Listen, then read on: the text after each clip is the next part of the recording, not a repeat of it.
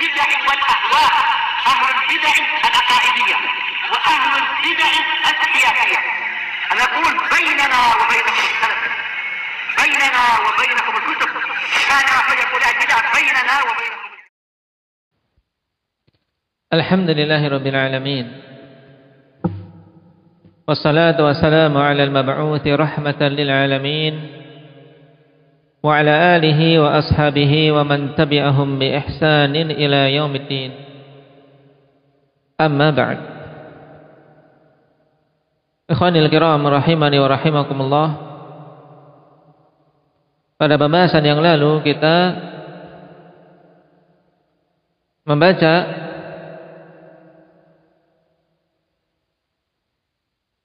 perkataan Syekh Muhammad bin Abdul Wahhab rahimahullahu ta'ala, wa akmalallahu bihid din, dalam risalah beliau Thalathatul Usul, yang padanya penegasan tentang perkara penting yang wajib setiap muslim mengimaninya dan tidak boleh ragu sedikit pun, kemudian beramal dengan konsekuensinya. Bahwasanya Allah Subhanahu wa taala telah sempurnakan agama ini. Dan telah disempurnakan agama Islam sehingga tidak butuh lagi penambahan-penambahan.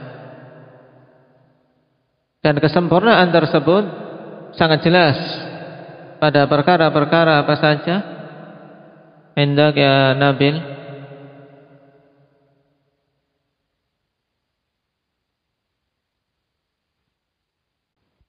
Taib. Nah, pada dua perkara pokok, yaitu kamalun fil i'tiqad, ya kesempurnaan pada akidah yang wajib diyakini oleh setiap penganutnya. Jadi perkara yang wajib diyakini sudah diterangkan secara sempurna. Demikian pula kamalun fil ahkam, pada hukum-hukumnya. Nah, semua yang bermaslahat, yang akan mengantarkan pada kebaikan telah diterangkan dengan sempurna, sehingga tidak tersisa sedikit pun ikhwan dari hal-hal yang akan mengantarkan kepada kebaikan, kecuali telah diterangkan.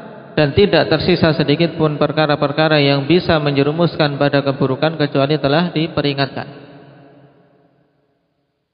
Nah, dan keyakinan ini, keyakinan bahwasanya syariat Islam telah sempurna, mengharuskan dari kita semua dua hal.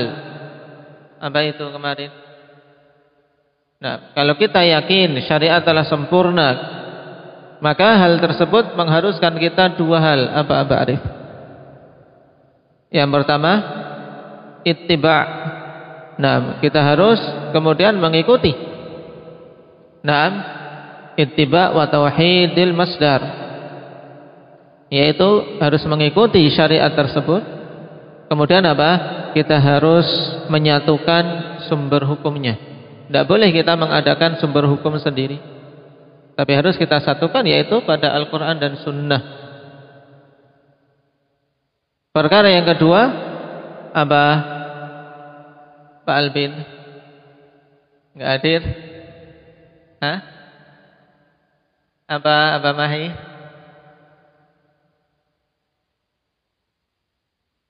Nah, harus menjauhkan dari apa?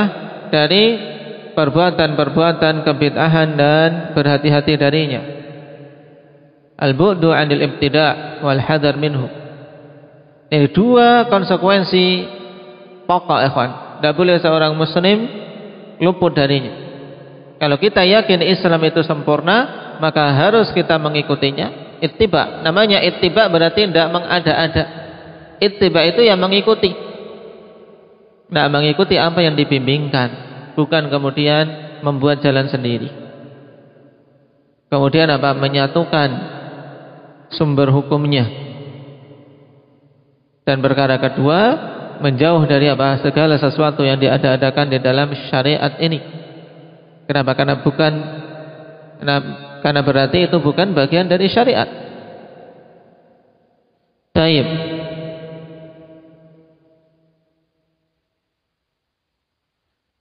Dan mengenai ittiba', ikhwani fillah, yang merupakan pokok utama bagi seorang muslim untuk bisa selamat di dalam dia menganut suatu agama. Kita menganut Islam sebagai agama kita, yang menjadi inti dan pokoknya untuk kita bisa selamat ya dengan ittiba. Baik. Dan hal itu sangat jelas dengan banyaknya keutamaan-keutamaan, dorongan-dorongan dan buah-buah yang akan dipetik bagi siapa saja yang betul-betul menyempurnakan ittiba'nya. Di sisi yang lain, ancaman dan peringatan bagi orang-orang yang menyelisih jalan ittiba' ini. Nah, di antaranya yang pertama, ikhwan, yaitu bahwasanya ittiba' syartun liqabulil amal. Ini jelas. Berarti kita harus betul-betul mewujudkannya. Tanpa ittiba' tidak akan mungkin amalan kita diterima. Naam, tabarakalladzi biyadihil mulku wa huwa ala kulli syai'in qadir, alladzi khalaqal mauta wal hayata liyabluwakum ayyukum ahsanu amala. Allah zat yang menciptakan kematian dan kehidupan. Untuk apa? Menguji kalian semua mana di antara kalian yang paling bagus amalannya. Bukan paling banyak, tapi ahsanu amala, yang paling bagus. Dan kebagusan amalan ikhwan yaitu akhlasuhu wa aswabuh, yang paling ikhlasna dan yang paling benarnya. Ikhlas ketika murni tujuannya untuk mengharapkan keridhaan Allah, benar tatkala mengikuti yaitu dengan ittiba' bimbingan Rasul sallallahu alaihi wasallam. Dan ini dikuatkan oleh sabda Nabi sallallahu alaihi wasallam, "Man 'amila 'amalan laisa 'alaihi amruna fa huwa raddun." Hadis siapa ini? Indak Abdurrahman. Hadits Aisyah rawahu Bukhari Muslim. Nah, dan lafaz ini lafaz siapa? Man 'amila 'amalan laisa 'alaihi amruna. Siapa saja yang beramal dengan suatu amalan yang bukan termasuk dari syariat kami, maka tertolak amalan tersebut. Lafaz Imam Muslim. Kemudian yang kedua, bahwasanya ittiba' dalilul mahabbah as-shadiqah. Ittiba' merupakan bukti kecintaan yang benar. Seorang mengaku mencintai, baik itu mencintai Allah atau mencintai Rasulnya, tanpa dia mau mengikuti aturan Allah dan aturan Rasulnya, maka itu hanyalah sekedar pernyataan dusta. Allah telah katakan, "Qul in kuntum tuhibbunallah fattabi'uni yuhibbukumullah wa yaghfir lakum dzunubakum." Katakanlah, apabila kalian itu mencintai Allah Subhanahu wa taala, maka ikutilah aku sehingga Allah mencintai kalian dan mengampuni dosa-dosa kalian. Yang para salaf menamakan ayat ini dengan ayatul imtihan. Nah, kalau ditanya apa itu ayatul imtihan, ya ayat ujian. Ayat ujian yaitu ayat di surat Ali Imran yang ke-31 ini. Qul in kuntum tuhibbunallah fattabi'uni. Karena diuji, kalau kalian betul-betul mencintai Allah, ikutilah aku, yaitu ikutilah Rasulullah sallallahu alaihi wasallam. Hal yang ketiga, ittiba' sababun lidukhulil jannah wan najati minan nar. Ittiba' itu merupakan sebab masuk ke dalam surga dan selamat dari neraka. Allah katakan dalam surat Ghafir di awal-awal, Rabbana wasi'ta kulla syai'ir rahmatan wa ilma faghfir lil ladzina tabu wattaba'u sabilaka wa qihim adzabal jahim. Doa dari kalangan para malaikat mendoakan, Wahai Rabb kami, sungguhnya Engkau rahmatmu meliputi segala sesuatu, demikian pula ilmumu, maka ampunilah orang-orang yang bertobat dan mengikuti jalanmu. Didoakan oleh para malaikat. Waqihim adzabal jahim, dan lindungi mereka dari azab neraka jahanam. Dan doa para malaikat doa yang mustajab. Dan yang lebih tegas dari itu hadis kullu ummati yadkhulunal jannah illa man abah. Setiap umatku akan masuk ke dalam surga kecuali yang enggan. Maka para sahabat mengatakan, ya Rasulullah, wa man ya'ba? Qala man ata'ani dakhalal jannah wa man 'asani faqad aba. Hadis yang masyhur yang hendaknya kita ingat senantiasa, ya ikhwan. Bahwasanya keselamatan itu dengan ittiba'us sunnah. Siapa saja yang taat kepadaku akan masuk ke dalam surga, siapa saja yang bermaksiat kepadaku maka sungguh dia itu telah enggan. Dikatakan oleh Imam Malik rahimahullah ta'ala sebagaimana dalam tarikh Baghdad, as-sunnatu safinatu Nuhin, man raqibaha naja wa man takhallafa anha halak. As-sunnatu safinatu Nuhin. Sunnah itu ibarat kapalnya Nabi Nuh. Man raqibaha naja, siapa saja yang mau menaikinya maka dia akan selamat sebagaimana selamatnya kaum Nabi Nuh beserta semua hewan-hewan yang ikut bersama beliau naik ke dalam kapal. Wa man takhallafa anha halak, siapa saja yang tidak mau untuk masuk ke dalam kapal itu maka sungguh dia akan celaka. Demikian pula sunnah, siapa saja yang tidak mau mengambil sunnah, tidak mau mengikutinya maka dia celaka, akan terseret oleh berbagai macam syubhat, kebid'ahan dan pemikiran-pemikiran menyimpang.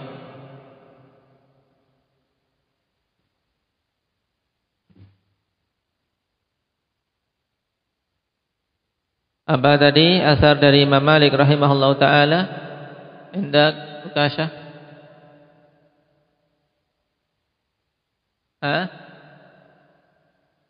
Di saja.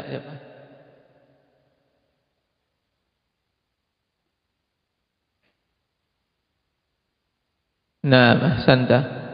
As-sunnatu safinatu Nuh, man raqibaha naja wa man takhallafa anha halak.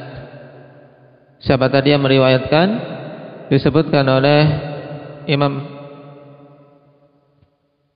siapa?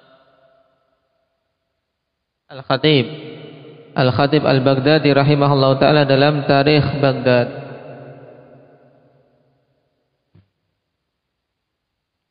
Perkara yang keempat, al-ittiba' sababun liman'il azab. Nah, ini merupakan sebab yang sangat kuat untuk apa? Untuk menjadi pencegah azab, ikhwan. Makanya heran ketika datang ujian, ketika datang musibah, ketika datang berbagai macam wabah, kok jalan keluarnya adalah dengan meninggalkan sunnah, maka ini merupakan perkara yang mengherankan.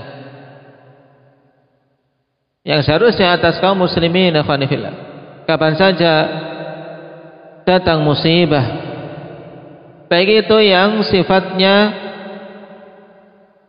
bagi masing-masing pribadi atau sifatnya luas mencakup berbagai negeri, jalan keluarnya adalah dengan memperkuat ittiba', memperkuat pengikutan dia terhadap syariat ini, terhadap sunnah-sunnah Rasul sallallahu alaihi wasallam. Nah, Allah Subhanahu wa taala katakan di surat Az-Zumar ayat yang ke-55, wattabi'u ahsana ma unzila ilaikum min rabbikum min qabli an ya'tiyakumul 'adzabu baghtatan wa antum la tash'urun. Ikutilah perkara terbaik yang diturunkan kepada kalian dari Rabb kalian sebelum datang kepada kalian azab secara tiba-tiba dalam keadaan kalian tidak menyadari. Ayat ini sangat jelas ikhwan. Kalau seorang ingin selamat dari azab yang datang tiba-tiba, dan Allah Maha mampu ikhwan mengirim azab secara tiba-tiba dan membinasakan manusia dengan sekejap, yarhamukallah. Allah Maha mampu. Oleh karena itulah siapa saja menginginkan keselamatan, sehingga seandainya dia juga termasuk deretan yang tertimpa dikarenakan bergabung dengan orang-orang yang bermaksiat dalam suatu tempat misalnya, tapi dia senantiasa beristighfar atau menjaga keimanan, cuma diuji karena dekat dengan orang-orang yang melakukan kemaksiatan misalnya, diharapkan dia masih bisa selamat di akhiratnya. Wattabi'u ahsana ma unzila ilaikum min rabbikum min qabli an ya'tiyakumul adzabu baghtatan wa antum la tash'urun. Maka perkuat ittiba' ikhwan, perkuat dalam memegang sunnah ini, sehingga Allah Subhanahu wa taala berikan keselamatan dan berikan penjagaannya.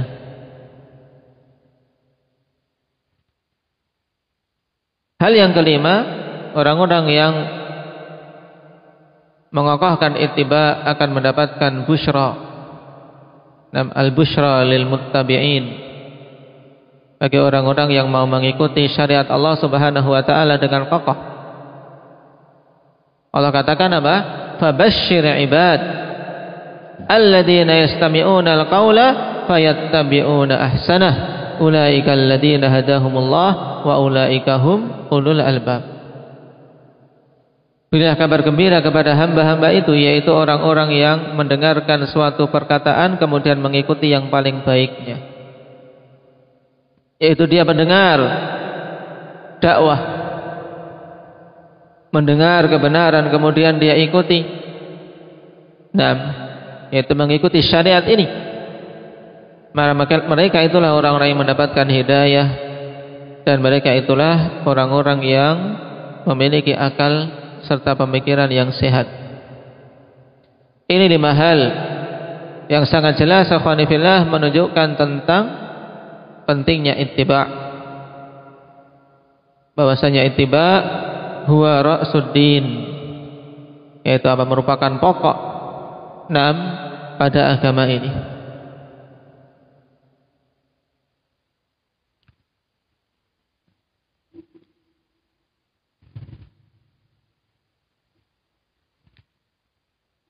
Adapun tentang perkara kedua yang wajib diwujudkan oleh seorang hamba ketika dia mengakui Islam itu telah sempurna, dengan dia al-bu'du 'anil ibtida', menjauhi perbuatan-perbuatan kebid'ahan dan memperingatkan manusia darinya, ini sangat jelas karena Nabi sallallahu alaihi wasallam juga telah membimbing para sahabat untuk betul-betul terpatri pada diri mereka perkara ini. Bahkan pada setiap khutbah diulang-ulang, kullu bid'atin dhalalah, semua kebid'ahan itu sesat. Telah kita lewati dalam banyak pelajaran bahwasanya lafaz kullu bid'atin dhalalah, lafaz yang umum, semua kebid'ahan itu sesat. Tidak ada yang namanya di dalam Islam itu bid'ah hasanah. Baik, seandainya ada bid'ah hasanah, maka tentunya Nabi sallallahu alaihi wasallam akan menjelaskan dengan pengecualian ketika mengatakan kullu bid'atin dhalalah. Tapi tatkala kita tidak mendapati pengecualian sama sekali, maka berarti sabda Rasul sallallahu alaihi wasallam tersebut tetap dalam keumumannya.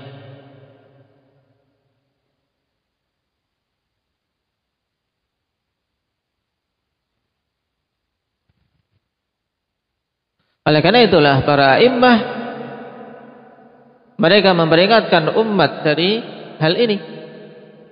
Sebagaimana diantaranya perkataan Ahmad ibn Sinan, atau perkataan sebelumnya perkataan Imam Ahmad rahimahullah ta'ala. Beliau tegaskan wahdharil bid'a kullaha. Wahdharil bid'a kullaha, yaitu tinggalkanlah kebid'ahan secara keseluruhan. Kenapa? Karena tidak ada yang namanya bid'ah itu baik. Wala tusyawir ahadan min ahlil bid'ah fi dinik, dan jangan sekali-kali engkau meminta musyawarah kepada seorang pun dari kalangan ahlil bid'ah pada perkara agamamu. Kenapa?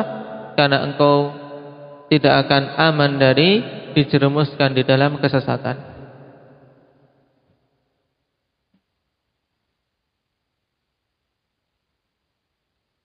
Sehingga siapa saja yang selamat ikhwan dari kebid'ahan, maka sungguh ini merupakan nikmat yang sangat agung. Sebagaimana dulu para salaf sangat bergembira tatkala mereka mendapatkan hidayah untuk berislam, kemudian setelah itu Allah selamatkan dari apa? Dari kebid'ahan-kebid'ahan. Di antaranya yang diriwayatkan oleh Imam Abu Nuaim dalam Hilyah dari Mujahid. Nah, yang ini dalam Sunan Ad-Darimi juga. Qala Mujahid, ma adri ayyun ni'mataini alayya a'zam. Ma adri ayyun ni'mataini alayya a'zam. Aku tidak tahu dua nikmat yang mana yang lebih besar pada diriku. An hadani Allahu lil Islam aw afani min hadhil ahwa.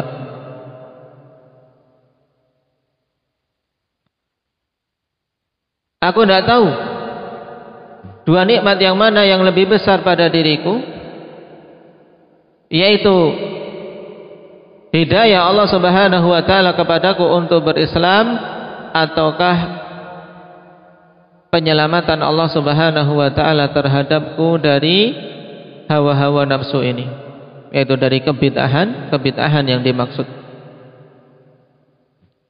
Ini mereka para salaf. Dan Mujahid tabi'i, seorang yang mendapatkan pengajaran ilmu Al-Quran dari sahabat yang mulia Abdullah bin Abbas radhiyallahu anhuma.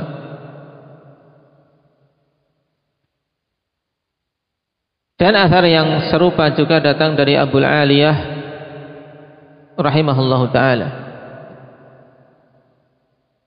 Ini menunjukkan pemahaman mereka yang mendalam, ya kawan.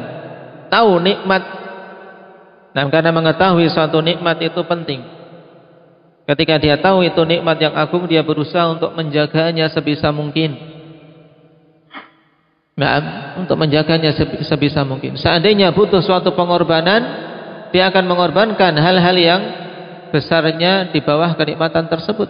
Demi apa? Demi nikmat yang paling agung ini bisa tetap, yaitu nikmat untuk bisa berislam dan nikmat diselamatkan dari kebid'ahan-kebid'ahan, atau dengan kata lain, nikmat bisa berjalan di atas sunnah Nabi sallallahu alaihi wasallam.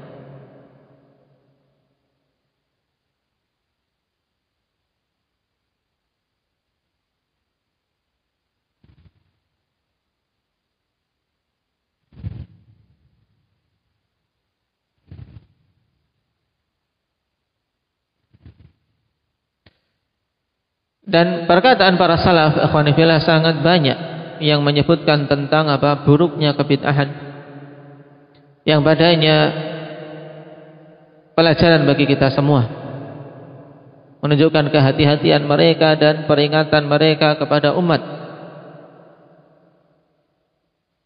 Nah, bahkan mereka berkeyakinan bahwasanya ahlul ahwa wal bid'ah adalah orang yang paling cepat kemurtadannya, ikhwan.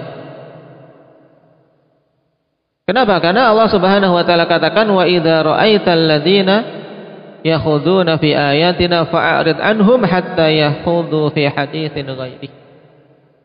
Dan mereka ini orang-orang yang berbicara pada ayat-ayat Allah Subhanahu wa taala dengan kebatilan, sehingga tidak heran banyak terkadang muncul perkataan-perkataan yang mencemooh ayat atau membuat lelucon dengan sunnah-sunnah Rasul sallallahu alaihi wasallam, peremehan, penghinaan dan seterusnya. Sehingga tidak heran kalau seorang ketika jatuh dalam kebid'ahan, makanya dia sudah tidak punya wara' lagi, ya kawan, tidak punya sifat wara', yaitu apa? sifat kehati-hatian dengan meninggalkan hal-hal yang dikhawatirkan berdampak buruk pada akhiratnya. Karena hakikat wara apa? Apa pengertian wara indak Aba Zaid? Yang dimaksud dengan al-wara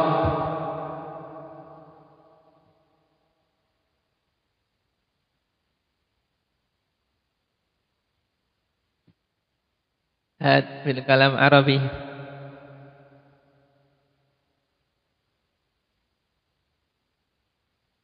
Tarku ma yukhafu dararuhu fil akhirah, yaitu meninggalkan perkara-perkara yang dikhawatirkan kemadaratannya di akhirat dia. Dan kalau seorang ikhwan telah terjatuh dalam kebid'ahan, biasanya sudah hilang waraknya, yang haram diterjang, apalagi yang makruh. Makanya tidak heran mereka-mereka yang telah terjerumus dalam fitnah hizbiyah akan apa? Menghalalkan hal-hal yang dulunya dia yakini itu haram. Tidak berhati-hati lagi. Dikatakan oleh Imam Al-Auza'i rahimahullahu ta'ala, mabtada'a rajulun bid'atan illa sulibal wara'. Subhanallah. Dan ini kalam hak, ikhwan, sesuai dengan fakta yang ada. Betapa banyak mereka-mereka yang terjatuh dalam kebid'ahan, akhirnya apa? Sifat wara' pun tercabut darinya. Mabtada'a rajulun bid'atan illa sulibal wara'. Tidaklah seorang itu mengada-adakan suatu kebid'ahan kecuali akan dicabut sifat wara' darinya. Athar ini disebutkan oleh Imam Az-Zahabi dalam Siyar jilid yang ke-7 halaman 125.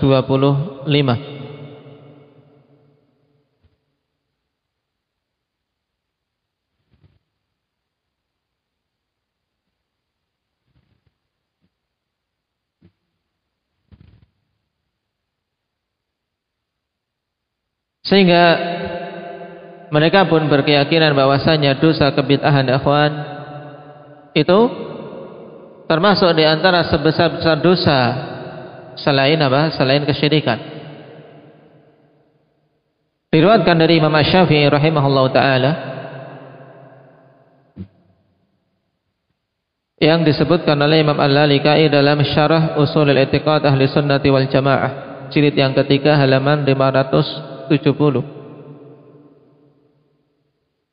Imam Asy-Syafi'i mengatakan, la ayyalqallaha al-'abdu bikulli dhanbin ma khala syirk billahi khairul lahu min an yalqahu bi syai'in minal ahwa. La ayyalqallaha al-'abdu, sungguh seorang hamba bertemu dengan Allah bikulli dhanbin ma khala syirki, dengan semua dosa selain dosa kesyirikan, ma khala syirki billah, khairul lahu min an yalqahu bi syai'in minal ahwa. Khairul lahu min an yalqahu bi syai'in minal ahwa.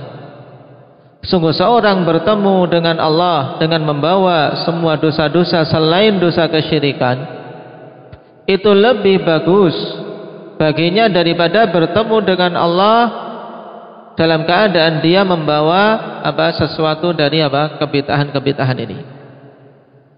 Ya, dari hawa-hawa nafsu, dari firqah-firqah yang menyimpang. Ini menunjukkan besarnya dosa bid'ah. Kenapa, ikhwan? Karena memang kebanyakan pelaku-pelaku bid'ah itu tidak mendapatkan taufik untuk bertobat pada Allah Subhanahu wa taala.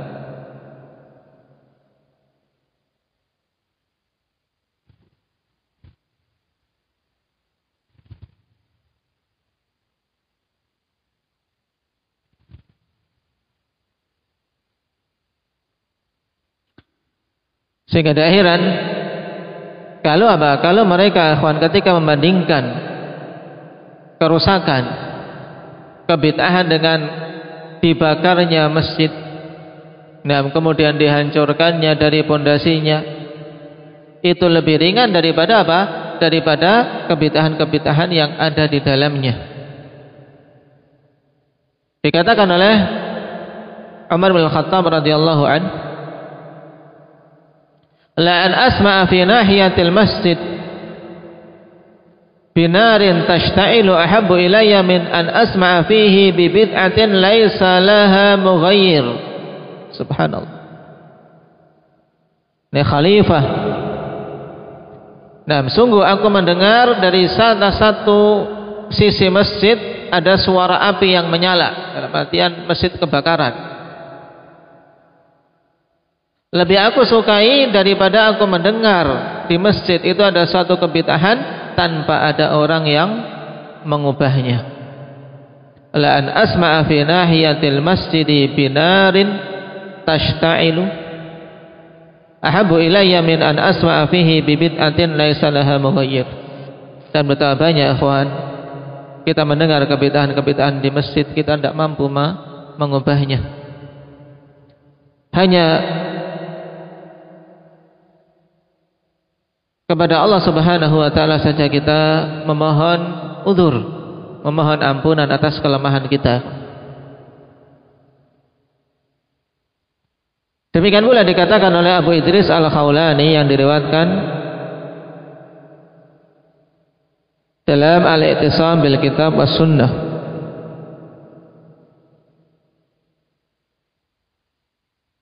La an ara fil masjidi naran la astati'u itfa'aha ahabbu ilayya min an ara fihi bid'atan la astati'u taghyiraha. Hampir sama dengan perkataan Umar. Sungguh aku melihat di masjid itu api yang menyala yang aku tidak mampu memadamkannya. La an ara fil masjidi naran la astati'u itfa'aha ahabbu ilayya min an ara fihi bid'atan la astati'u taghyiraha. Lebih aku sukai daripada aku melihat di dalam masjid itu suatu kebid'ahan yang aku tidak mampu untuk mengubahnya. Kenapa ikhwan? Karena memang adanya kemungkaran di rumah-rumah Allah Subhanahu wa taala berupa bid'ah ini merupakan kerusakan yang sangat. Dan seorang hamba ketika tidak mampu untuk mengubahnya, dia berada pada kondisi iman yang paling lemahnya, yaitu dengan mengingkari di dalam hati saja. Sehingga terus demikian, ketika dia tidak mampu mengubah terus semakin melemah sampai akhirnya apa? Perasaan benci terhadap kebid'ahan menjadi luntur. Dan ini dampaknya serius pada diri seorang hamba, ikhwan. Kenapa? Karena akhirnya dia terbiasa dengan suatu bid'ah walaupun tidak melakukannya, karena sering mendengar dan tidak mampu mengubah, sering melihat dan tidak mampu mengubah, akhirnya apa? Dianggap sesuatu biasa, dan ini adalah musibah. Akhirnya dia tidak ada pengingkaran, tidak ada kebencian terhadap suatu bid'ah. Makanya kalau para salaf sampai mengatakan demikian, nah kita tidak heran, karena keimanan mereka yang kuat sangat bersedih ketika tidak mampu mengingkari suatu kemungkaran yang mereka lihat dan mereka dengar.